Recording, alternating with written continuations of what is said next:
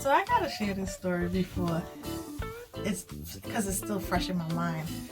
But like I told y'all, this is about me and expressing the things that I've been through. And I had a conversation this morning with someone, and it brought back to my memory how I used to call myself stupid. And I know I'm not stupid, but the things that I allowed in my life. But I just realized how I have overcome a lot of obstacles. So, accepting hardships as a pathway to peace. That's what I'm talking about, right? So I was dating this guy, and you could tell it was toxic, it was unhealthy, but I went through the relationship, and when it was time, because I wanted to get out of it so bad, I knew that it was time to go, but I was afraid. Fear and anger and all that stuff was holding me back. But I finally stopped talking about it. I stopped telling him that I was done with him.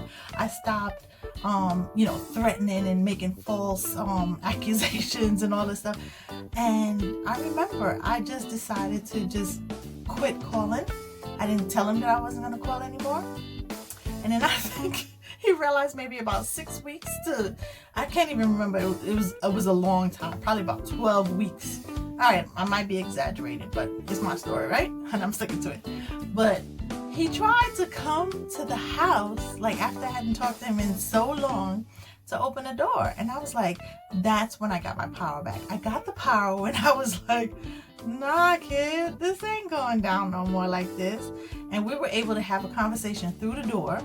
And then I was able to actually get my strength and explain to him that I'm really done. And it's not nothing. I'm a big advocator of being intentional about not calling people bad. So he's not a bad person. He just had a bad behavior. But when I was able to tell him that, he could not accept it. And I understand that, because you're used to just, walking all over me and doing whatever you wanted to do.